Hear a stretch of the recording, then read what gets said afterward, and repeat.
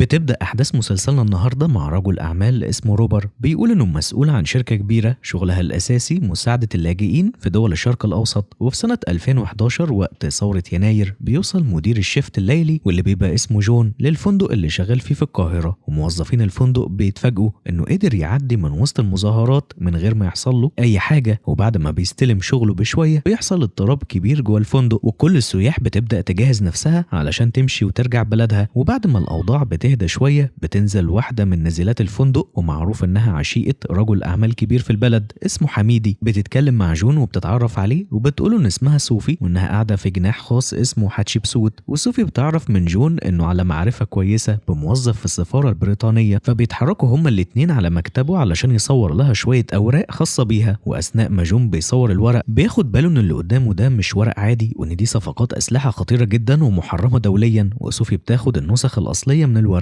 وبتسيب نسخة مع جون وبتقوله إنه لو حصل لها أي حاجة يكشف الورق ده للناس. وبعدها جون بيروح لصاحبه يوسف واحد من عمال المطبخ وبيحكي له على اللي شافه في الورق، وإن في رجل أعمال في مصر اسمه حميدي متورط في تجارة السلاح بس مش عارف لحد دلوقتي مكان الصفقة. وبيطلب من يوسف يحاول يعرف من زمايله المكان اللي حميدي بيقضي فيه سهراته. وفي نفس الوقت بيوصل خبر حلو جدا ليوسف إن الثورة نجحت، وبيفرح جون معاه بالخبر ده. وبعد كده جون بيعرف المكان اللي حميدي بيسهر فيه وبيكون معاه رقم تليفون. بيتصل جون على الحانة اللي كان فيها حميدي وبيعرف ان الشخص اللي كان قاعد معاه في السهرة اسمه روبر. وجون بيدور على الاسم ده على الانترنت وبيلاقي انه رجل اعمال بريطاني ومشهور باعمال الخير في الشرق الاوسط. وجون بياخد الورق وبيروح بيه السفارة البريطانية وبيعرضه على صاحبه اللي شغال هناك. واول ما بيشوف الورق بيحس بخطورة الموقف وبيقول انه هيبعت الورق ده على طول للحكومة في نفس اليوم. وفعلا الورق بيوصل لمكتب تجنيد العملاء السريين، بس المكتب ده بيكون صلاحياته محدودة وامكانياته على قده. وانجلا بتلاقي الورق ولما بتقراه بتتصدم من اللي شايفاه وبتبدا على طول عمليات البحث والتحقيق. وفي نفس الوقت جون بيجيله اتصال من صوفي بتقوله انها محتاجه مساعدته بسرعه. ولما جون بيطلع لها بتساله مين الشخص اللي شاف الورق اللي سابته معاه وبتوري له وشها، وبيكون واضح ان حميدي ضربها علشان يعرف منها اللي حصل لكنها ما قالتش اي حاجه. وجون بياخد صوفي وبيخبيها في اوضه تانية. وبعد شويه حميدي بيوصل وبيلاحظ ان صوفي مش موجوده، فبيطلب من جون يدور معاه عليها وبيجبره يجيب المفتاح الخاص بغرفتها. ولما بيدخلوا الأوضة ما بيلاقوهاش، فحميدي بيتصل بمديره وبيقوله إن صوفي اختفت وإنه مش عارف راحت فين. وبعد المكالمة حميدي بياخد أوامر بقتلها. وجون بيسمع الكلام ده وعلى طول بينزل بسرعة ينقل صوفي من المكان، وبيكون يوسف هو اللي بيساعده يوديها المكان آمن. وصوفي بتفضل مستخبية. وفي الوقت ده أنجلا بتتكلم مع مديرها ريكس وبيقول لها إنه حاول يساعدها لكنه ما وصلش لأي حاجة مؤكدة وإنهم محتاجين دليل أقوى. وحتى لو طلع إن روبر بيبيع سلاح لحميدي، ريكس بيقول إن الحكومة ممكن ما تهتمش بالموضوع. وتاني يوم جون بيتكلم مع صوفي وبيعرف منها إنها كانت بتحضر حفلات مع حميدي وشافت روبر أكتر من مرة وهو معاه. وفي نفس الوقت يوسف بيبعت رسالة لجون بيعرفه إن حميدي بيدور على صوفي. صوفي بتخاف أكتر لكن جون بيطمنها وبيوعدها إنه هيحميها مهما حصل. وجون بيروح لصديقه وبيطلب منه يساعده ويسفر صوفي بره البلد ويحميها، وخصوصا إنها ساعدت في الوصول لورق مهم جدا وخطير. لكن صاحبه بيحذره وبيقولوا إن عيلة حميدي من أكبر المستثمرين في لندن وإنهم يقدروا يوصلوا لصوفي بأي طريقة وهم عايزينها. وجون بيتحط في موقف صعب جدا، وفي الآخر بيقرر يتصل على صوفي وبيقول لها إن السفر للندن هيبقى صعب ولازم يفكروا في حل تاني. لكن صوفي بتفهم كلامه غلط وبتفتكر إنه بيتهرب من وعده ليها بالحماية. وبالليل صوفي بترجع تاني على الفندق، ولما جون بيشوفها بيفهم إنها كده مش عايزة مساعدته. وفي نفس الوقت أنجلا بتعرف إن الاجتماع اللي كان معمول علشان يناقشوا قضية روبر اتلغى تماما، فبتتصل على صديقها في السفارة البريطانية اللي موجودة في مصر واللي بيديها رقم جون. وأنجلا بتتصل على جون فورا وبتقوله إن حياة صوفي في خطر ولازم تهرب من الفندق حالا، وبتسيب له رقمها واسمها علشان لو احتاج أي مساعدة بعد كده. لكن لما جون بيطلع أوضة صوفي بيكون الوقت اتأخر فعلا وبيلاقي إن صوفي اتقتلت. ولما الشرطة بتوصل الفندق جون بيقول لهم إن حميدي هو اللي قتلها، لكن الشرطة بتسكته وبتقوله لو جاب سيرة الاسم ده تاني هيتاخد كمشتبه فيه. وبعد كده جون بيسيب البلد، وبعد 4 سنين بيكون اتعين في فندق تاني في سويسرا وبرضه شغال مدير ليلي. زميله في الفندق بيعرفه ان في ضيوف مهمين جدا حاجزين على وصول، ولما الضيوف فعلا بيوصلوا بيكون في طرد محجوز باسمهم. واول ما جون بيشوف الاسم بيعرف ان الضيوف هم روبر وجماعته، وساعتها بيفتكر الانتقام اللي مستنيه من زمان. ولما روبر ومراته ليزا بيوصلوا الفندق جون بياخد باله ان مراته روبر جميلة جدا، وجون بيعرفهم بنفسه وبيقول انه اشتغل في اماكن كتير كتير قبل كده، لكنه ما بيقولش إنه اشتغل في مصر. وبعد كده بياخدهم على أوضهم، ولما بيوصلهم بيفتكر موت صوفي واللي كان روبر وحميدي السبب فيه. وجون كمان بيشوف ساندي مساعد روبر ومراته وبيتعرف عليهم، وبيلاحظ إن روبر بيرمي حاجة جوه زجاجة الشمبانيا بتاعته. وبعدها جون بينزل وبيصور صورة من لستة أسماء النزلاء، وكمان بيطلع الطرد اللي مبعوث باسم روبر وبيفتحه وبيلاقي جواه أرقام تليفونات جديدة. وجون بيسجل الأرقام دي في ورقة لوحدها. وبعد كده بيطلع جون يفتش أكياس الزبالة الخاصة بأوضة روبر، وبيلاقي إزازة الشمبانيا وبيكتشف إن اللي جواها شرايح تليفون تانية. وتاني يوم جون بيرجع البيت وبيطلع رقم أنجلا اللي كانت سايباله من 4 سنين وبيتصل بيها علشان يتقابلوا. وبالليل مساعد روبر كورك بيبلغ العاملين إن محدش يقاطع الاجتماع الخاص بروبر. وتاني يوم جون بيقابل المحققة أنجلا وبيسلمها الورقة اللي جامع فيها كل المعلومات عن روبر، وبيعرفها كمان إن روبر هيكون نزيل في الفندق لمدة شهور. وأنجلا بتفهم إن جون بيساعدها بدافع الانتقام لصوفي، وبتقول إنه كده كده متورط في القضية حتى لو هو مش حابب ده. وفي اليوم اللي بعده ليزا بيجيلها اتصال من والدتها واللي دايما بتاخد فلوس منها، وفي نفس الوقت بتفضل تشتمها وبتلومها علشان اختارت تتجوز روبر. وليزا بتقفل المكالمة، وأول ما ابن روبر بيوصل بعدها بينزلوا كلهم علشان يخرجوا في رحلة بالمركب لحد مطعم في جزيرة قريبة. ولما بيوصلوا المطعم أصحاب المكان بيرحبوا بيهم جدا وبيقضوا سهرتهم هناك. لكن قبل ما يمشوا ابن روبر بيتخطف على ايد واحد من الضيوف اللي موجودين في المطعم، والخاطف بيطلب من روبر مبلغ كبير جدا من الفلوس مقابل انه يسيب الطفل، وبيجبر كل الموجودين انهم يسيبوا سلاحهم. وبسرعة بياخد ابن روبر وبينزل بيه لمكان تاني. وفي اللحظة دي بالظبط بيكون جون بيراقب كل اللي بيحصل من بعيد. وبعدها بيرجع بينا الزمن قبل الحادثة دي ب6 شهور، وبيبان اتفاق جون وأنجلا على الخطة اللي هيقوموا بتنفيذها. وأنجلا بتقول ان روبر لازم يحس ان جون شخص يقدر يثق فيه وانه من النوع اللي روبر بيفضله. وبتعرف أنجلا كمان ان والد جون كان شغال جاسوس في بيلفاست واتقتل في واحدة من المهمات، وبتوعده انها تساعده ياخد حقه من اللي قتلوه، بس في المقابل لازم يساعدها علشان يوقعوا روبر. وجون بيفكر في الكلام ده وبيحس ان لازم يساعدها فعلا، خصوصا علشان يوقف الحرب اللي روبر ممكن يشعلها. فبيسرق الفندق اللي كان شغال فيه علشان يبقى اسمه معروف انه حرامي، وبياخد الفلوس وبيروح بيها على واحد من الفنادق، وهناك بيكون مستنيه أنجلا والمساعد بتاعها. وأنجلا بتشرح له ان روبر بيدور على شخصية معينة في شغله ولازم جون يبقى بالمواصفات دي بالظبط. وفعلا جون بيبدأ يجهز نفسه وبيسافر لمكان بعيد بهوية جديدة، وبيدخل واحد من المتاجر اللي هناك وبيتعرف على صاحبة المتجر وهي شابة جميلة وبيعرفها بنفسه. وبعد كده بيروح جون يسكن في واحد من الأكواخ المهجورة. وبعد فترة بيلاحظ واحد من أهل القرية رايح لتاجر مخدرات، فجون بيراقبه وبيعرف مين التاجر اللي بيبيع للناس. وجون بيروح للتاجر ده وبيضربه لأنه عايز بضاعته هو اللي هتتوزع من دلوقتي. وبعدها بيسيبه وبيمشي. وتاني يوم صاحبة المتجر اللي شافها قبل كده بتوصل للكوخ اللي جون عايش فيه، وبيكون واضح ان هدفها تعمل علاقة معاه. لكن جون بيكون عارف اسم جوزها السابق، وبيعرف كمان انه ما كانش معاه جواز سفر قبل كده. وفي اجتماع تابع للمخابرات البريطانية بيكون في عضو جديد انضم للفريق من المخابرات الامريكية واسمه جول، وده بيكون شغال على عملية اسمها ليميتد وهدفها القبض على روبر متلبس بتجارة السلاح. وجول بيطلب من المخابرات البريطانية انهم يساعدوه في القبض على روبر. وبعد ما الاجتماع بيخلص جيفري رئيس المخابرات الامريكية بيسلم على جول وبيطلب منه يبعته بأي أخبار تخص عملية ليميتد في أقرب وقت. وبعد كده جول بيشوف أنجلا وبيتكلم معاها عن علاقتهم القديمة، لكن أنجلا بتعرفه إنها دلوقتي بقت متجوزة ومستنية طفل قريب. وبعدها أنجلا بتعرض على جول إنه ينضم معاها في القبض على روبر، بس بتقوله إن العملية بتاعتها سرية جدا ومحدش يعرف عنها حاجة لأنها حاسة إن في حد بيراقبها، وبتشك إن في شخص بيسرب المعلومات لروبر. وأنجلا بتطلب من جول إنه يمد لها إيد المساعدة لأنها حاسة إنها لوحدها وممكن تفشل. وفي نفس الوقت جون بيرجع لتاجر المخدرات اللي كان مجبر يبيع بضاعته، وبيعرفه ان في بضاعة جديدة هتوصل بعد يومين. ولما جون بيرجع للكوخ بيلاقي واحد من افراد المخابرات مستنيه وبيسلمه جواز سفر باسم جديد، وبيعرفه ان ميعاد سفره قرب جدا. وبعدها بيروحوا اقرب نادي ليلي وبتكون مليانة ناس وبيمثلوا انهم بيتخانقوا على البضاعة اللي مع جون. وفي وسط الخناقة جون بيخرج من المكان، وتاني يوم صاحبة المتجر بترجع تطمن عليه، لكن اول ما بتدخل البيت بتلاقي اثار خناقة كبيرة ودم في كل حتة وجون مش موجود. وعلى طول بتبلغ الشرطة وبيكون واضح عليها الحزن، وفي اسم الشرطة بيستجوبوها علشان يعرفوا منها أي معلومات، وبيسألوها لو كانت تعرف هويته الحقيقية لأنه متهم في جريمة سرقة، لكنها بتأكد إنها ما تعرفش عنه أي حاجة. وبعد كده المشهد بيرجع بينا للحظة اللي الخاطف بيشوف فيها جون وبيهدده بالطفل، وجون بيسحب الخاطف على المطبخ ومع الطفل، وبيبان إن اللي بيحصل كله تمثيل، لكن جون بيتعمد يستفز أفراد العصابة علشان يضربوه جامد ويبقى المشهد واقعي أكتر. وفعلا جون جون بياخد ضرب عنيف جدا في كل حتة في جسمه، ولما باقي الناس بتشوفه بيفتكروا انه مات، لكن بعد شوية بيكتشفوا انه لسه عايش. وهنا روبر بيتعرف عليه وبيفهم ان هو اللي انقذ ابنه من الخاطفين، لكن روبر بيتفاجئ ان جون شغال في المكان باسم مختلف، وبيطلب من مساعديه يهتموا بجون ويعالجوه. وفي نفس الوقت جول بيوصل للمكان اللي انجلا بتتابع منه اللي بيحصل بين جون وروبر، وبيكونوا بيراقبوا تليفون كورك، وبيعرفوا انه بيدقق في خلفية جون علشان يوصل لماضيه، وعايز يتأكد اذا كان جون فعلا انقذ ابن روبر ولا كانت مجرد تمثيلية. وفي الاخر جول بيطلب من انجلا تتأكد ان جون لسه عايش وما ماتش من الاصابات الشديدة اللي اتعرض لها، وانجلا بتطلب من المساعدين انهم ينشروا مذكرة اعتقال باسم جون وكل الاسماء اللي كانت شغالة معاه، علشان روبر يتأكد ان جون مسجل خطر ومن النوع اللي هو بيفضله، وده بيخليه يقبل يدخله وسط العصابة من غير اي تردد. وحالة جون بتكون صعبة جدا، وبيتم نقله في عربية اسعاف لمكان تاني، واللي بيطلع في الاخر القصر الخاص بروبر، وهناك الكل بيتعامل معاه بلطف جدا في الاول، لكن اول ما جون بيفوق كورك بيدخل له وبيتعامل معاه بقسوة، وبيقوله انه مجرم، وانه لو كذب على روبر او خبى اي حاجة هيعذبه لحد ما يتمنى الموت. وكورك كمان بيعرفه ان المعلومات اللي عنده لسه ناقصة، لكنه مكمل في البحث ورا الماضي. وفي نفس الوقت واحد من رجالة روبر بيروح يقابل المحامي الخاص بيهم واسمه ستول، وجول بيكون مراقبهم من بعيد وبيصورهم، وبعدها بياخد الصور وبيروح بيها مع انجلا لجيفري ومساعده، وبيحاول يقنعهم ان في صفقة بتتم في المكان، لكنهم بيرفضوا الصور كدليل، وبيقولوا ان الصور دي ممكن تكون مجرد نقاش عادي وما فيش فيها اثبات مباشر على صفقة سلاح. وجيفري كمان بيواجه انجلا وبيقول لها انها مهووسة بالقبض على روبر من زمان، وان الهوس ده مأثر على شغلها وحكمها على الامور، وده السبب اللي خلاها تفضل مديرة وكالة صغيرة وما تاخدش منصب اكبر. وبعدها بنرجع تاني لجون اللي بيلاحظ ان المكان متراقب طول الوقت وكل تحركاته محسوبة. وبعد شوية روبر بيرجع من السفر، ولما بيسأل عن جون بيعرف انه فاق من الغيبوبة اللي كان فيها، وروبر بيروح يشوفه وبيلاقيه لسه نايم، فبيقول له بهدوء انه هيعرف كل حاجة عنه وان الموضوع مسألة وقت بس. وفي عيد ميلاد بنت ستول الكل بيكون فرحان، وابوها بيديها عقد غالي جدا وبيحطه لها بنفسه. وبعد شوية الخدامة بتيجي تنادي على ستول وبتقوله ان في مشكلة، ولما بيروح معاها اوضة بنته بيلاقي انها انتحرت، والكل بيتصدم من اللي حصل. وبعدها الحفلة بتتفك وكل واحد بيروح على بيته. وبعدها روبر بيطلب يشوف جون وبيقعد معاه وبيبدأ يسأله عن نفسه، لكن جون ما بيقولش اي تفاصيل، وكل اللي بيطلبوا انهم يساعدوه يمشي من المكان. وروبر بيعرض عليه المساعدة فعلا، وبيقول انه هيديله جواز سفر وهوية جديدة، وخصوصا انه مطلوب القبض عليه من الشرطة الدولية. وجون بيسأله عن المقابل، فبيقول له روبر انه هيبقى واحد من رجالته، بس بيحذره انه لو فشل في اي حاجة هيقتله. وكورك كمان بيحذر جون وبيقول له كمان لو ما سمعش كلام روبر هيكمل تعذيبه من غير رحمة. وفي الوقت ده انجلا بتفضل تراقب بيت روبر ومستنية اي حاجة تحصل، وجون بيلاقي ان روبر سايب له هدية صغيرة. وتاني يوم كورك بيقول ان كل الستات اللي في البيت تحت امره ما عدا مرات روبر، ولو قرب منها العقاب هيكون مختلف. وجون بيروح يتكلم مع روبر وبيقول انه عايز يخرج يتمشى في المدينة مع ابنه، وروبر بيوافق. وجون بيخرج وانجلا بتعرف انه نازل المدينة لكن مش لوحده ومعاه حراسة. وجون بيروح محل الايس كريم وهناك بيتكلم مع انجلا وبيسلمها المعلومات اللي معاه. وانجلا بترجع بسرعة لجول وبتعرفه ان روبر بيخطط لحاجة كبيرة جدا في الايام اللي جاية. وكمان ابن روبر بيقول لجون ان في مكتب سري جوه اوضة روبر، وان الحراسة بتغير الرمز السري كل يوم الساعة 11. وبعدها انجلا وجول بيروحوا المكان اللي فيه المحامي ستول، وبيلاحظوا انه بيروح الكنيسة كتير. وجول بيعرف ان ستول كان بيتصل بالخط الساخن للحكومة علشان يبلغ عن اعتراف خطير جدا، لكن كان بيقفل المكالمة اول ما يطلبوا منه الاسم. وانجلا بتروح تتكلم مع ستول وبيعترف لها انه كان عايز يتوب بسبب بنته اللي انتحرت بسببه. وانجلا بتقوله انها هتساعده بس في المقابل محتاجة منه معلومات عن الصفقة اللي روبر شغال عليها وانه ينفذ اللي هتطلبه منه. وروبر بيحكي عن موقف قديم اتحبس فيه هو وكورك في واحد من سجون الهند، وجون بيستغل القصة دي وبيلمح لروبر ان كورك ممكن يبقى خطر، وخصوصا انه بيشرب كتير وساعات بيهرتل بالكلام وبيقول كلام من غير ما يحس. وفي نفس الوقت ليزا بتتكلم مع طفل صغير وبتطمنه عليه وبتقوله انها هتبعت له فلوس قريب، لكنها بتكون منهارة من العياط. وجون بيدخل في اللحظة دي لانه فاكر ان البيت فاضي، لكن اول ما ليزا بتشوفه بتستعجل نفسها وبتقول انها هتلبس بسرعة. وبعد كده الكل بينزل يقعد قدام روبر وبيتفرجوا عليه وهو بيقدم الخدعة السحرية بتاعته، وبيوريهم ازاي بينقل الحاجات بطريقة سرية. وستول بيبدأ يحرض ساندي وبيقول انه كورك بقى يشكل تهديد لانه بيتكلم كتير مع اصحابه وممكن يفضحهم. وفي نفس الوقت ليزا بتروح تتكلم مع جون وبتعرف روبر انها تمشي مع جون. وروبر بيلاحظ فعلا ان كورك بقى يتكلم كتير مع ناس اصحابه وبيبدأ يشك في ولائه. وليزا بترجع تكلم جون وبتطلب منه ما يقولش اي حاجة عن اللي شافه، لكن لكنه في الأول ما بيفهمش قصدها، فبتأكد عليه إن محدش لازم يعرف إنها كانت بتعيط في أوضتها، وبتقوله إن الوضع جوه القصر كله بقى ضاغط عليها وموصلها لحالة من حالات الجنان. وفي الآخر بيوصل خبر لكورك إنه هيكون بعيد عن العملية الجاية، وريكس بيعرف إن المديرة الجديدة جاية المكتب وبتبلغه إن هو وجيفري المساعد اللي جاي من الاستخبارات الأمريكية هيبقوا مسؤولين سوا عن عملية ليميتد. لكن ريكس بيرفض الكلام ده وبيقول إن العملية مش كبيرة ومش مستاهلة وإنها مجرد مراقبة وخلاص، وبيرفض يساعدهم. وجيفري بيخرج معاه من المكتب، وفي الطريق بيفكروا إن ملفه لسه موجود وفي مشاريع فاشلة قبل كده وإن ممكن بسهولة يفتحوا التحقيق في ماضيه لو حبوا يعملوا كده. وفي نفس الوقت مرات ساندي بتشتكي لجون من جوزها وبتقول إنه بينام مع مربيات الأطفال، وجون بيسمع لها بهدوء وبيفهم كمان إن روبر بيستورد أسلحة على شحنات تانية داخلة باسم مساعدات غذائية للاجئين في سوريا، ودي أسلحة خطيرة جدا ومحرمة دوليا. وساندي بيحكي لمراته كل حاجة، لكن روبر عمره ما بيحكي أي حاجة لليزا. وابن روبر في الوقت ده مش لاقي التليفون بتاعه وبيطلب من جون يدور معاه عليه، وبينزلوا الاتنين من القصر. وبعد ما جون بيرجع غرفته بيطلع تليفون الطفل وبيبعت منه رسالة لأنجيلا فيها كل المعلومات اللي محتاجاها، اسم مشتري السلاح في بيروت وكمان أسماء الشركات اللي بيتجاب منها السلاح. وتاني يوم مرات ساندي بتمشي من البيت مع جوزها، وبسبب المشاكل اللي بينهم الفضيحة بتبقى واضحة قدام الكل على باب القصر. وليزا بتكون متضايقة من روبر لأنه مش مهتم بمشاكلها ولا حاسس بيها. وجون بيستغل غياب روبر عن البيت وبيطلع بسرعة أوضة روبر المرة التانية وبيدور على المكتب السري، وبيستنى لحد الساعة تبقى 11 وبيقدر يفتح الباب بسرعة من غير ما حد ياخد باله. وجون بينزل وبيصور أوراق مهمة جدا من مكتب روبر، لكنه بيتفاجئ بوجود شعر ليزا في المكان فبياخده معاه بسرعة. وفي اللحظة دي ليزا بتوصل الأوضة علشان تقفل جهاز الإنذار وبتلاقي جون موجود، وجون بيحاول ينكر إنه دخل المكتب لكن كورك بيوصل في نفس الوقت، وليزا بتتدخل وبتساعد جون يهرب قبل ما كورك يكتشف أي حاجة. وبعد كده روبر بيوصل للعنوان اللي هيقابل فيه ناس مهمين جدا من الحكومة، لكنه بيلاقي إن مساعد جيفري بس اللي وصل لأن جيفري مش متأكد إن المكان آمن. وبعد ما عرف عن عملية ليميتد مساعد جيفري بيبلغهم إن في محققة في الحكومة البريطانية واسمها أنجيلا بتحقق في كل حاجة ليها علاقة بروبر، وإن في احتمال كبير جدا يكون في عميل مزروع جوه البيت بس لحد دلوقتي محدش عارف هو مين. وكورك بيبقى حاسس إن في حاجة غريبة بتحصل وإن جون له علاقة باللي حصل ده. وفي نفس الوقت ليزا بتتصل على روبر وبتفكره إنه عمره ما بيقول لها أي حاجة عن شغله، فبيرد عليها وبيقول لها إنها كمان ما قالتلوش عن ابنها وكانت فاكرة إنه مش هيعرف. وليزا بتتفاجئ بالكلام ده وبتقفل المكالمة لأنه ما كانش المفروض يعرف الموضوع ده. وجون بيكون قاعد لوحده في الأوضة وبيطلع صورة ابن ليزا وبيتأمل فيها، وبعدها بيبعت كل الورق اللي صوره لأنجيلا. وبنشوف إن أنجيلا أول ما الصور بتوصل لها بتبدأ تحرياتها على طول مع جول. وتاني يوم لما روبر بيرجع البيت بينادي على جون ومش بيهتم بوجود كورك، وروبر بيعرف جون إنه جاب له هدية وهي جواز سفر جديد بهوية جديدة باسم أندرو، لكن قبل ما يستلمه لازم يوقع على ورق إنه صاحب شركة لتجارة الأدوات الزراعية. وجون بيتدرب على الإمضة الجديدة وبيوافق وبيبقى الواجهة للشركة بتاعة روبر، وبيخلصوا كل إجراءات الورق وبيضموا جون للعيلة باسم أندرو. لكن روبر بيحذره إنه ما يسألش أبدا عن مصدر الفلوس. وفي نفس الوقت ليزا بتعرف إن الهوية الجديدة لجون بقت باسم أندرو، وابن روبر بيلاحظ إن والده مش مهتم بيه خالص فبيسلمه لليزا علشان توصله للمطار. والمحامي ستول بيقابل أنجيلا مرة تانية وهي بتحاول تفهم معنى الكلام اللي موجود في الورق اللي جون بعته، وستول بيبقى متوتر جدا وخايف وبيعرف أنجيلا إنها ما تطلبش منه أي حاجة تاني لأن روبر ممكن يقتله لو شك فيه. وبنرجع تاني لبيت روبر وجون بيكون في الأوضة بتاعته لكن بيحس بحركة غريبة وبيقرب من الباب وبيفتحه، ولما بتدخل ليزا بيفتكر في الأول إن في حد داخل يقتله فبيهجم عليها، لكنها بتطمنه وبتقوله إنها عايزة بس تتكلم معاه. وليزا بتسأله عن السبب اللي خلاه يدخل مكتب روبر وهو مش موجود، وجون بيقول لها إنه دخل لنفس السبب اللي خلاها هي تدخل، وبيعرفها إنه لقى صورة ابنها وهو بيدور. وليزا بتحكي له الحقيقة وبتقوله إنها خلفت طفل وهي صغيرة وسابته عند أختها تربيه لأنها ما كانتش مؤهلة، وكمان والده الحقيقي كان مدمن مخدرات. لكنها بتقوله إن جوز أختها شخص متزن وبيعامل الطفل كويس. وجون بيطلب منها تمشي علشان محدش يفهم الموقف غلط، لكن قبل ما يوصلها للباب ليزا بتقرب منه وجون بيبوسها وبيعرفها تقول إيه لو حد سألها وإنها كانت بتتمشى. وفي اللحظة دي جون بيحس إن لازم ينقذ ليزا مهما كان التمن، وبيحس إن هو معجب بيها وبيحبها. وريكس وهو في طريقه للشغل بيلاحظ عربيات غريبة بتحصره من كل ناحية وبتفضل ماشية وراه لحد ما يوصل مكتبه. وفي نفس الوقت أنجيلا بتفهم إن الورق اللي وصل لها كان عبارة عن مشروع سري للحكومة البريطانية وبيتم فيه بيع أسلحة مرخصة لروبر، وهو بياخدها وبيبيعها في مزادات مقابل ملايين الدولارات وبيوزع نسب على مسؤولين حكوميين متورطين في الموضوع. وريكس بيكلم أنجيلا وبيديها خبر جديد وبيقول لها إن مكتبها هيبدأ بيبدأ يدعم بالمعدات والفلوس اللي محتاجينها، وده لأنه بدأ يحس إن اللي هي شغالة عليه بقى مؤثر وبيكبر أكتر من المتوقع. وأنجيلا بتبلغه بخبر أخطر بكتير، وهو إن جيفري ومساعده أسمائهم موجودة على القايمة، وإنهم متورطين في بيع السلاح لروبر. وفي بيت روبر كورك بياخد باله إن روبر أول ما بيوصل البيت ما بيردش على أي أسئلة وبيتجاهله تماما، وبيفضل يقعد يتكلم مع جون على انفراد. وبعد شوية ليزا بتوصل وبتدخل مع روبر البيت، وبيتفقوا إنهم يتقابلوا مع جون بالليل. وكورك بيقرب من جون وبيبلغه إنه شاف ليزا وهي خارجة من أوضته امبارح، لكن جون ما بيحاولش يتكلم معاه وبيقول إنها كانت زيارة عادية وكانت بتسأله في حاجة وخلاص. وبعدها بنشوف روبر بيحضر لجون بدلة بمقاسه بالظبط، بيوري له كمان الفيزا الجديدة اللي طلعها باسمه. وبالليل الكل بينزل يحتفل في مطعم ليزا وبتطلب أكلة معينة، لكن الموظف بيقول لها إنها مش متوفرة. وكورك بيتعصب لما بيلاقي نفس الأكلة موجودة على ترابيزة جنبهم، وبيعمل دوشة وشغف في المطعم. وجون بيتحرك بسرعة وبيوقف كورك وبيلم الموضوع بطريقته وبينقذ الموقف. وكورك بيتضايق أكتر، لكنه في الآخر بيقوم يحيي جون على تصرفه، وبعدها بيسيب المكان وبيمشي. وبيوصل لواحد من موظفين الحكومة رسالة بتفكره بميعاد دكتور الأسنان، لكن هاري بيكون عارف كويس إن ده ميعاد سري مع أنجيلا. وفي اللقاء أنجيلا بتقوله إنها شغالة لوحدها الفترة دي، وإنه يقدر يقول لها الحقيقة كاملة من غير خوف. وهاري بيحكي لها إن الفلوس اللي جاية من صفقات السلاح بتتصرف على المخابرات البريطانية، وإن المسؤولين المباشرين عن الصفقات دي هم جيفري والمساعد بتاعه. وأنجيلا بتعترف إن اللي بيحصل ده فساد كامل، لكن بتقوله إنه لسه في حل يخلي هاري يطلع من الموضوع بأقل خسائر. قبل ما يمشي هاري بيسيب لها عنوان وبيطلب منها تبعت حد يستلم منه ورق مهم. وفي الوقت ده جون بيكون كسب ثقة كل اللي حواليه، لكن روبر بيطلب منه يمشي مع ليزا شوية لحد ما يخلص اجتماعه. وهما في الطريق بيبان إن الاتنين بيقربوا من بعض أكتر، وليزا بتسأله عن هويته الحقيقية لكنه بيفضل ما يقولش أي حاجة. وبعدها ليزا بتطلب إنهم يروحوا الغرفة بتاعته، وهناك بتنشأ بينهم علاقة. وفي نفس الوقت روبر بيحاول يعرف مين الشخص اللي بيسرب المعلومات لأنجيلا علشان يقتله، لكن جون وليزا بيوصلوا في اللحظة دي، فروبر بيمشي ومحدش بياخد باله من أي حاجة. وبعدها جول بيروح على العنوان اللي هاري سابه وبيستلم الورق المهم من المكتبة. ولما أنجيلا بتفتح الورق بتكتشف إن الأسلحة بتخرج من بريطانيا عن طريق شركة شحن بريطانية، وإن الحكومة نفسها هي اللي بتأمن السلاح لروبر. وكمان بيلاحظوا إن في مدير جديد للشركة واسمه أندرو، وبيبدأوا تحرياتهم عنه. وأنجيلا بتحس من جواها إن أندرو ده ممكن يكون جون، لكنها ما بتقولش الشك ده لحد. والمفاجأة إن ريكس بيجيله طلب من مديرته إنهم يغيروا أنجيلا من منصبها وبيجيبوا حد تاني يكمل مكانها. وريكس بيرفض القرار ده وبيقول لها إن أنجيلا شاطرة جدا ومحترفة وقدرت توصل لورق مهم جدا في الفترة بتاعتها، وبيعرض عليها الورق ده. ولما المديرة بتشوف خطورة الورق والمعلومات اللي فيه بتوافق إنها تسيب أنجيلا في مكانها، لكن في نفس الوقت بتحس بقلق شديد. ومن غير ما تضيع وقت بتروح بسرعة على التليفون وبتكلم جيفري وبتقوله على كل اللي حصل. وجيفري لما بيعرف الموضوع بيطلب يقابل هاري على طول، وبيفهمه إن أنجيلا وصلت لورق مهم جدا وإنهم بقوا في ورطة كبيرة. وبعدها هاري بيرجع وبيقابل أنجيلا وبيبلغها إن جيفري عرف موضوع الورق وإنه شايف إن المحامي ستول هو اللي ساعدها. وهاري بيخاف على عيلته وبيقول لأنجيلا إنه مش هيقدر يساعدها تاني في أي حاجة تطلبها. وأنجيلا بترجع لريكس وبتفهم إن اللي حصل ده سببه إنه قال لمديرته على موضوع الورق، وكمان بتدرك إن اللي جاي هيكون أخطر بكتير. وأنجيلا بتتصل بجول علشان تحذره وينبه المحامي ستول، لكن المحامي مش بيرد على تليفونه. وبتعرف إنه حجز رحلة لتركيا وفي نفس الوقت ما سافرش. وجول بيقرر يسافر بنفسه علشان يتأكد إذا كان لسه عايش ولا لا. وفي الوقت ده جون وروبر بيوصلوا بيروت علشان يبدأوا يفتحوا حساب باسم جون. ومدير البنك بيحس إن في حاجة مش مظبوطة، وخصوصا إن المبلغ اللي هيدخل الحساب بتاعه ضخم جدا وجاي من صفقة أدوات زراعية، فبيرفض يوقع. وجون بيتدخل وبيقنعه إنهم لازم يخلصوا الصفقة النهاردة علشان وقتهم ضيق جدا، وبيسيب على الترابيزة مبلغ كبير جدا كرشوة. وساعتها مدير البنك بيوافق وبيسمح بفتح الحساب. المبلغ بيتحول من شركة روبر وبيعملوا تحقيق الهوية عن طريق بصمة العين، وجون بيسجل بصمة عينه. ولما بيطلب يشوف رصيد الحساب بيلاقي في مبلغ 300 مليون دولار. وبعد كده بيروحوا على المينا اللي هيستلموا منها السلاح، وبيكون المكان مليان حراسة من كل ناحية. وبيسلموا جون وروبر شحنة السلاح الجديدة اللي فيها كل أنواع القنابل، والعربيات بتتحمل بالسلاح وبتتحرك من المكان. رغم كده روبر لسه شاكك في جون لأنه لا بيشرب ولا بيدخن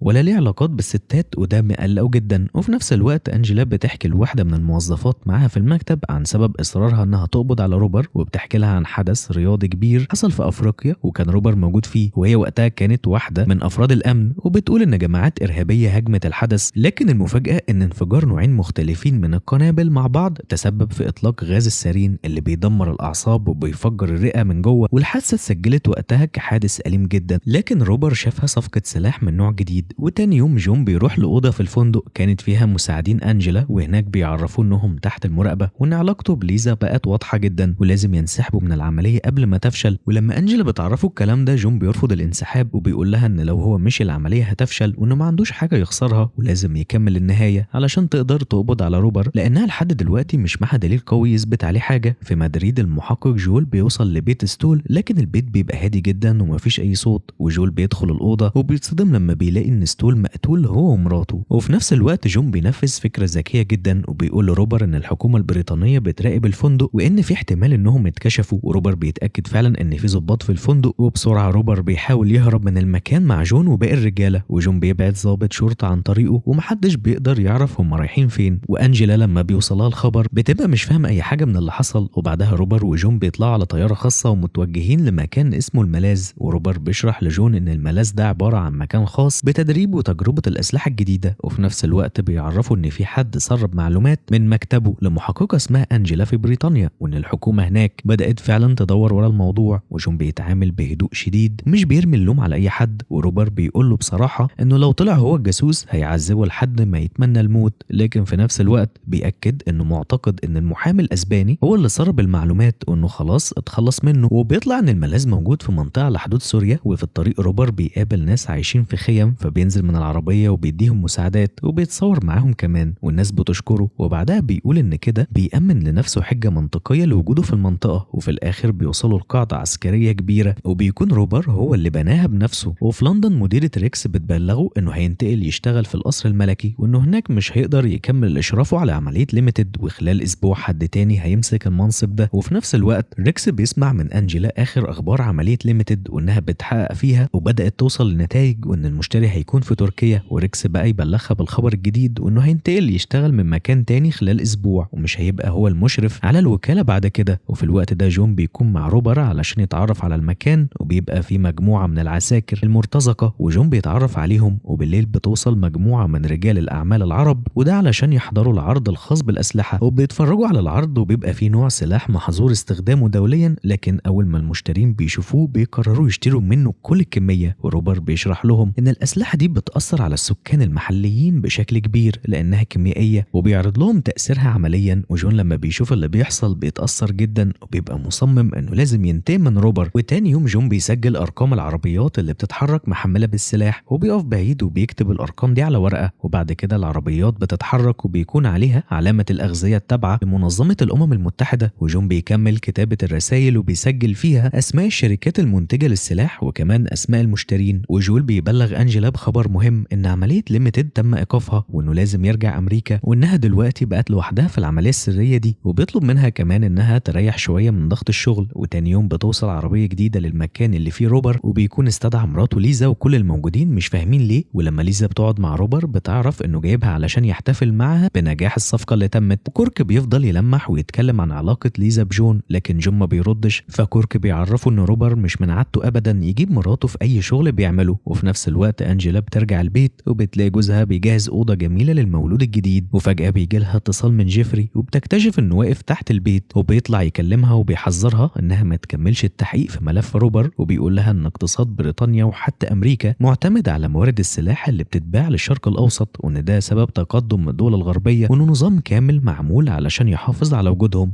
وأنجيلا بتقفل الباب من غير ما حتى تقول أي كلمة. وليزا في القعدة دي بتبقى مش فاهمة اللي بيحصل حواليها. ولما النور بيفصل روبر بيدخل يكلمها وبيلاقيها قلقانة جدا من وجودها في قاعدة عسكرية وإنها الست الوحيدة في المكان. وروبر بيواجهها إنها ممكن تكون خاينة وإن الورق اللي اتصور وصل للحكومة البريطانية. وليزا بتنكر إنها تعرف أي حاجة، لكن روبر ما بيصدقهاش وبيكون على وشك إنه يقتلها. في اللحظة دي بيدخل واحد من الجنود وبيبلغ روبر إن النور قطع بسبب إن حد قطع أسلاك الكهرباء. وروبر بيمشي، وبعد شوية بيدخل جون بين الخيم وبيوصل لخيمة ليزا وبيقول لها على حقيقته وإن المخابرات البريطانية هي اللي بعتاه. وليزا بتطلب منه يساعدها تهرب من المكان، وهو بيوعدها بده لكن بشرط إنها تنفذ خطته علشان يقدروا يقبضوا على روبر. وجون بياخد من ليزا فلوس علشان يقدر ينفذ خطته وبيمشي بسرعة. وبعد شوية روبر بيرجع وبيسأل ليزا مرة تانية، والمرة دي بتعترف له إن هي اللي صورت الورق بموبايلها، لكن الموبايل ضاع منها من فترة واللي لقاه كان كورك ورجعه لها بعد كام يوم. وروبر بيصدق اللي حصل وبيسامح ليزا، لكن بيحذرها تعمل كده تاني. وجون بيهرب برا المعسكر وبيوصل لعربية تاكسي قريبة من المخيمات، وبيدي للسواق الورقة اللي كان كاتب فيها كل المعلومات، وبيقول له يروح بيروح على العنوان اللي فيه مكتب المساعدين بتوع أنجيلا ويديله الفلوس، وهو راجع بيكون كورك قريب من المكان وبيشوف جون وبيبدأ يتهمه بالخيانة. جون ما بيستناش وبيهجم عليه وبتبدأ بينهم مواجهة قوية جدا على اللي يفضل عايش، لكن في الآخر جون بيقدر يهزمه وبيخلص عليه، ورجالة الحراسة بيوصلوا وبيلاقوا كورك ميت، وجون بيقول لهم إن كورك كان بيحاول يهرب من المعسكر وممكن يكون بلغ حد بالعملية، وجون بيرجع يغير هدومه ومحدش بيشك فيه خالص. وفي نفس الوقت السواق اللي جون بعته بالمعلومات بيوصل للمكتب اللي أنجيلا كانت سايباه في الفندق، وأول ما الرسالة بتوصل أنجيلا بتبدأ تفك الشفرة وبيحددوا مكان المعسكر، لكن أنجيلا بتحتاج موافقة ريكس علشان يهاجموا العربيات اللي بتتحرك باسم منظمة الاتحاد، وأنجيلا بتاخد التصريح من ريكس وبتبعت رسالة لجول في الاستخبارات الأمريكية وبتبلغه إن عربيات السلاح على الحدود وبتطلب دعم أمريكي. وروبر في الوقت ده بيكون بيراقب العربيات اللي بتتحرك على الحدود علشان يتأكد إن الصفقة هتتم بسلام، وبيطلب كمان إن ليزا تكون موجودة في المكان والعربيات بتقرب من الحدود، وجون بيكون متوقع إنه هيتم القبض عليه قريب. والحكومة الأمريكية بتراقب العربيات عن طريق الأقمار الصناعية، ولما العربيات بتوصل لنقطة التفتيش على الحدود العساكر الأمريكيين بيبدأوا يفتشوا العربيات، لكن المفاجأة الصادمة إن العربيات دي متحملة بأغذية فعلا وأدوية، وإن الأسلحة مش موجودة، وبتكون فضيحة كبيرة جدا في جهاز الأمن والمخابرات. وبيتضح إن روبر كان محضر نفسه من بدري وما حركش الأسلحة من بيروت ونقلها من هناك، وجاب بس الجزء اللي عمل بيه العرض الخاص. وجون بيحس بخيبة أمل كبيرة، وأنجيلا بتواجه موجة غضب عنيفة من جول وكل المديرين اللي حواليها، وبيبدأ الشك يطلع إن جون انضم فعلا لصفوف روبر. ولما أنجيلا بترجع بيتها بتلاقي البيت في حالة فوضى كاملة، وبتلاقي جوزها مصاب وواقع على الأرض. وفي الطريق روبر بيشرح لجون إن الخطة من الأساس كانت إنه يقفل عملية ليميتد على الحكومة، وإن الأسلحة كانت أصلا في بيروت واتشحنت من هناك للمشتري، وبيقوله كمان إن المشتري دلوقتي موجود في مصر وجاهز يستلم ويدفع باقي المبلغ. وبيتحركوا على القاهرة، والفندق اللي روبر بيختاره بيطلع هو نفس الفندق اللي جون كان شغال فيه زمان واللي ماتت فيه صوفي. وروبر بيوصل للجناح بتاعه وبيبلغ جون إنهم هيتقابلوا تاني على العشاء، والمفاجأة إن الجناح هو نفسه اللي صوفي ماتت فيه من سنين. وجون ساعتها بيفتكر حادث موتها وكل اللي حصل وقتها وبيرجع قدامه من تاني. وأنجيلا بتواجه موجة غضب كبيرة جدا من كل المديرين بسبب الهجوم اللي حصل على عربيات الأمم المتحدة، وخصوصا إن كل المعلومات اللي كانت معاها طلعت غلط. وكل المديرين ومنهم هاري بيبدأوا ينكروا أي معرفة ليهم بالتعاملات اللي كانت شغالة مع روبر، وحتى أنجيلا نفسها بترفض تقول أي أسماء حركية لا لجيفري ولا لهاري، وبتقفل الموضوع كله وبتتحمل اللوم لوحدها. والنتيجة إن وكالة التجنيد بتتقفل نهائي، وأنجيلا بترجع مكتبها وبتلاقي المكان فاضي وكل الموظفين اللي كانوا شغالين معاها اتنقلوا. ورغم كده بتفضل مقتنعة إن المعلومات اللي خدتها من جون كانت صحيحة، لكن مش قادرة تحدد الغلط حصل فين. وفي اللحظة دي بيجي لها اتصال من جون وبيعرفها إنه في القاهرة، وإن روبر معاه بوليصة شحن الأسلحة واحتفظ بيها في الخزنة. والكل بينزل، ومرات ساندي بتكون اتصالحت مع جوزها وبتحضر معاهم وبتاخد ليزا وبينزلوا سوا. وروبر بيتكلم مع جون وبيقول له إن الصفقة دي هتبقى بداية لتخطيط كبير في المنطقة العربية كلها. وبعدها بيوصل المشتري ومعاه رجالة ويدخلوا ويكملوا الصفقة، وبيطلع حميدي هو الوسيط بينهم. وساندي بيقترح إن المشتري يدفع نص الدفعة دلوقتي قبل الاستلام، وبيستخدموا حساب أندرو علشان يستلموا الفلوس عليه. وحميدي بيكون بيراقب كل حاجة. وبالليل جون وليزا بيتكلموا وبيعرفها إن بوليصة الشحن موجودة في خزنة روبر ولازم يوصلوا للرقم السري بتاعها. تاني يوم مرات ساندي بتواجه نفسها وبتعترف إنها عملت صفقة مع روبر، وإن رجوعها لجوزها كان سببه الأساسي إنها تراقب ليزا مش أكتر. وليزا بتسمع الكلام، ومرات ساندي بتأكد لها إنها لو كانت رفضت روبر كان هيحرمها من أولادها. وجول بيوصل الفندق اللي فيه جون وبياخدوا لغرفة أنجيلا، وبعد ما بيسلموا على بعض بيقول لها إن التسريبات اللي حصلت كانت من طرف الحكومة نفسها مش بسبب أي خطأ في معلومات جون. وأنجيلا بتقول له إنها دلوقتي من غير أي صلاحيات ومش هتقدر تنقذ جون لو حصل له حاجة، وإنه يقدر ينسحب دلوقتي، لكنه بيرفض وبيصمم إنه يكمل المهمة للنهاية. وجون بينزل يقابل صاحبه القديم يوسف، وبيلاقي المرة دي بقى رئيس الطهاة، بيقعدوا في مكان هادي. وجون بيسأله عن أخوه اللي كان عبقري في المتفجرات، وبيقول له إنه محتاج يتواصل معاه. وليزا في نفس الوقت بتلاقي طريقة ذكية جدا تخدع بيها روبر علشان توصل للرقم السري للخزنة. ولما بينزلوا الحفلة ساندي بيسأل مراته عن تصرفات ليزا، لكنها ما بتقولوش حاجة مهمة. وبعدها بيروحوا النادي الليلي، وحميدي بيحاول يعرف هو شاف جون قبل كده فين، لكن جون بيرفض يرد. وبيجي مشروب زيادة لحمدي، وجون بيسيبه وبيروح ناحية ليزا. وهناك بتبدأ ليزا تراهن على أرقام بنفس طريقة أرقام الخزنة، وجون بيفهم اللي بيحصل وعلى طول بيروح يبعت الأرقام لأنجيلا. وبعدها بيحط مخدر في المشروب بتاع حميدي وبيفضل يراقبه لحد ما بيبان عليه إنه بيقع واحدة واحدة. وفي نفس الوقت أنجيلا بتوصل لخزنة روبر وبتاخد منها بوليصة شحن الأسلحة، لكن قبل ما تمشي من الأوضة بيدخل واحد من حراس الأمن الأمن وبيفتش البيت. أنجيلا بتتلخبط وما بتبقاش عارفة تتصرف إزاي، بس في اللحظة دي جول بيتصل على الأوضة اللي هي فيها والحارس بيرد، وجول بيخدعه وبيقوله إنه من مكتب الاستقبال ولازم ينزل على طول علشان يستلم طرد ويوقع عليه، والحارس بيسيب الأوضة وبينزل وأنجيلا بتهرب في ساعتها، وحميدي بينهار تماما بسبب الدواء اللي في المشروب، وجون بياخده علشان يوصله للبيت. ولما بيوصلوا جون بيتأكد إن البيت فاضي وبيبدأ يجهز نفسه، وبيفكر حميدي إنه كان شغال في القاهرة من زمان وإنه عارف كويس إن حميدي هو اللي قتل صوفي، وجون بيهدده إنه هيقتله لو ما قالش مين اللي قتل صوفي فعلا. فحميدي بيعترف إن روبر هو اللي قتلها، وده لأنها رفضت تعترف على الشخص اللي سلمته الورق. وحميدي بيفقد الوعي وجون بيرميه في المية وبيتأكد إنه مات غرقان علشان محدش يشك في أي حاجة. وجون بيرجع الفندق وبيلاقي الاستقبال بيسلمه طرد جواه بوليسة شحن الأسلحة. من غير تضييع وقت بيروح مع يوسف علشان ياخد أخوه وباقي أصحابه، وبيتحركوا ناحية المينا اللي فيها حاويات السلاح. وجون بيقدر يعدي من موظفين الأمن بالهوية الجديدة بتاعته وبورق بوليسة الشحن، ولما بيدخلوا المكان بينزلوا من العربية وبيبدأوا الشغل. وبعد ما بيخلصوا جون بيرجعهم بيوتهم، لكن أخو يوسف بيقول له إنه علشان يفعل المتفجرات لازم يتصل على الرقم المكتوب في الورقة. وجون بيودع يوسف وبيمشي. وتاني يوم جون بيرجع الورق لليزا علشان تدخله الخزنة، لكن ليزا لما بتيجي تكتب الرقم السري بتلاقيه اتغير وبتفهم إنها اتكشفت، وبتلاقي إن روبر واقف وراها وبينادي على الحراس بتوعه. وفي الوقت ده جون بيكون داخل على حسابه في موقع البنك وبيحول كل الفلوس اللي في الحساب، وروبر بيستنى من الحارس إنه يجبر ليزا تعترف على الناس اللي ساعدوها، لكنها بترفض. ومن نظراتها روبر بيفهم إن جون هو اللي ورا كل ده. ومساعد أنجيلا بيتصل على مكتب جيفري وبيبلغه إن شحنة السلاح بتاعته اتكشفت، وجيفري بيتلخبط وبيفضل يسأل يتصرف إزاي من غير ما يتأذى. وبيكون الاتفاق في المقابل إنه ما يساعدش روبر تاني وما يردش على تليفوناته خالص. وروبر وجون بينزلوا مع بعض علشان يسلموا الشحنة، ولما بيوصلوا المكان روبر بيدخل مكان تاني في المينا وبيأمر رجالته إنهم يخلصوا على كل الموجودين في الفندق، وفي نفس الوقت بيسيب حارس مع ليزا واللي بتكون اتعرضت للضرب الشديد. وروبر بيأمر رجالته يهجموا على جون ويربطوه في الكرسي علشان يعترف، لكن جون بيقاوم. وروبر بيحس إن كورك كان طول الوقت على حق، وبيوري جون صورة ليزا وهي مضروبة، وبيقوله لو رفض يكمل العملية هيقتل ليزا، وجون بيضطر يوافق. وفي اللحظة دي بيوصل اتصال من جون لأنجيلا وبيبلغها إن روبر كشفهم ولازم تهرب فورا من الفندق، لكن حارس الأمن بيكون مع ليزا وبيوصل لأوضة أنجيلا وبيقتحمها. وأنجيلا بتستغل أول فرصة وبتضرب نار على الحارس بسرعة وبتوقعه، وبتهرب هي وليزا. وروبر بيكون مع المشتري وبيستعدوا يستلموا باقي الفلوس من حساب شحنة السلاح وبيجهزوا المبلغ المطلوب. وروبر بيجيب عربيات الشحنة، ولما بيطلب من جون يصور عينة علشان يفتح الحساب جون بيمسك التليفون وبيبدأ يكتب رقم التفجير، والكل بيجري وبيهرب من المكان. الشحنات كلها بتنفجر والمشتري بيطالب بالفلوس اللي دفعها في الأول، لكن روبر بيكتشف إن الحساب فاضي وإن الفلوس اختفت. والمشتري بيحذر روبر إن لو الفلوس ما رجعتش هيبقى فيه عواقب خطيرة جدا، وروبر بيتعصب عليه جامد. والمشتري بيمشي من المكان وبيوعده إنه هينتقم، وروبر بيرجع يهدد جون إنه لازم يرجع الفلوس وإلا هيقتل ليزا. وجون بيوافق وبيتحركوا هما الاتنين على الفندق. ولما بيوصل جون بيلاقي أنجيلا هي اللي مستنياه في الجناح بتاعه، وبيفهم إن ليزا في مكان تاني. وروبر بيحاول يتواصل مع جيفري لكن بيكتشف إن جيفري تخلى عنه تماما ومش بيرد عليه. وروبر بيحاول يتكلم مع أنجيلا عن الأدلة اللي معاها ضده، لكن بيتفاجئ بالمحقق جول ومع الشرطة المصرية وبيقبضوا عليه بتهمة مخالفة شروط الشحن الدولي وكمان قتل حميدي، وبيتم القبض عليه وعلى رجالته. لكن المفاجأة إن المشتري عنده نفوذ أكبر من الحكومة، وأول ما روبر بيدخل عربيات الشرطة رجالة المشتري بيستولوا على عربية الشرطة عادي جدا. وروبر بيكتشف إن المشتري هو اللي قبض عليه، وبيبان عليه الخوف لأنه مش هيسيبه غير لما ياخد الفلوس. وفي الآخر جون بيودع ليزا لأنها راجعة بريطانيا تاني وهو هيقعد في القاهرة شوية، وبيطمنها إن ابنها أكيد هيتعرف عليها بعد السنين الطويلة دي. ولهنا بيخلص المسلسل، وده الموسم الأول منه. ولو عجبك ياريت تعمل لايك وتعرفنا علشان نكمل الموسم التاني. وبس كده، أشوفك الفيديو اللي جاي. سلام.